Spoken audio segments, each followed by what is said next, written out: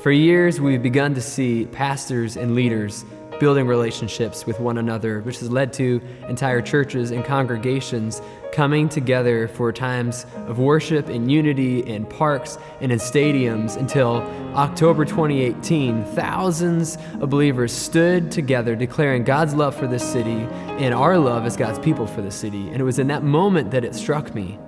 It's time for us to show it, to get out of the buildings, to get out of the stadiums, and to take God's love to the streets.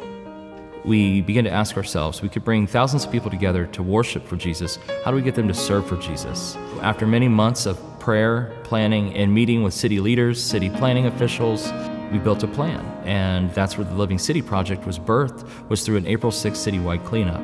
1,500 plus people, volunteers, lovers of our community, came together to serve one another through picking up trash, to beautify our city and to glorify Jesus. After weeks and months of asking ourselves, what are we going to do next? Then we have the Memorial Day tornadoes, and that changed everything. 5 came to test the hundreds and left with shattered hearts. But the 5 forgot the thousands that came to fix each part.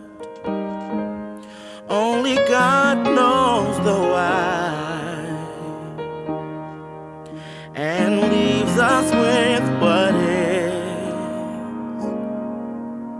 a heart-to-heart connection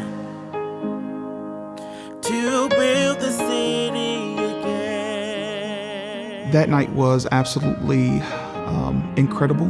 I was not taking the storm very seriously. My wife, in all of her wonderful brilliance, took our children into the bathroom, and I'm outside, the night of the storm, thinking there's no possible way we're about to have a tornado. The lights went out, sucked the door out, and I just kind of made a beeline for the bathroom where the rest of my family was, and we just gathered together in the bathtub in fervent prayer. The first thing I did was I went and checked on my neighbors. And I will never forget that night because you could still hear people screaming. I'm sorry, give me a second. It was just pitch black. And I have a few elderly neighbors, and we went and checked on them to make sure everybody was okay. Everybody kind of congregated in the street, just checking on each other, making sure everybody was okay. At that point, I did come around to check on the church. And I really expected it to be gone. We won't bow and we won't bend, but we will rise from the ashes. We will rise up again. Let the storms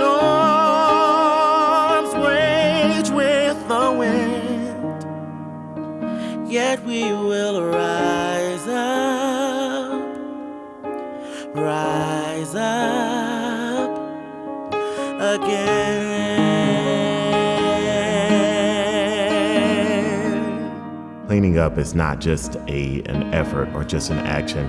It's a mindset, it's an ideology. Understanding service as a ministry or an order for servant leadership, and just to be with them in a moment of devastation, but also to example what it looks like to bring community together. When I think about ways to make that happen, I think about the importance of having community before disaster, holding the hand through the disaster, and then following up even after the disaster to make sure that folks know that you're truly there. We expect that individual recovery is going to take between 1 and 3 years for us to get folks that were affected a recovery plan and to work those plans so that they come back to being equal or better than they were before the tornadoes hit. At this point, 285 people we've helped move in, but there's a whole lot more we need to move in. So there's people living in hotels or with family at the current time. They just don't know where they're going to find another place. There's also a great need for moving people into those homes to take some of the load off of them when they get new furniture. And so we really need volunteers to help us. The Lord has spoke to me and said, the people are already going through so much. stress. And one thing that we don't want them to do is stress out on book bags and school supplies. When you've got 10,000 kids that are in the schools in those communities that are impacted, let's focus on getting them back to a sense of normal in the classroom. To see the looks on kids' faces when they have backpacks in their hands that are fresh and full of school supplies for the school year has been awesome. It's so easy to forget what happened because it's moved off the front page, and all of a sudden you're driving by communities that are damaged, and it almost becomes a part of the landscape. As we even get on through the winter and into the spring, there's some internal damage to homes, and so we're going to need a lot of volunteers that can come alongside the skilled tradespeople. Another need we have in our community is mentorships. We need women and men to come back and get their heart out to what they used to be or what they want to be, man, and see the love that they have or what they have for these young men and women to come. We have seen hundreds of thousands of volunteers, sponsors, business partners, grassroots organizations, great agencies across our city and nation. We have all come together to help our community, to help our city. And along the way, we've begun to grow. We've begun to shine the Gem City, but it's all because of you. And not to take away from all that we've already done, but we've still got a lot to do. And so my ask is that you continue to help out your city and your community by going through livingcityproject.org, signing up and volunteering, or signing yourself up to be a partner or to help grow this into other areas and opportunities. We'd greatly love to have you alongside of us. So once again, thank you from the Living City Project.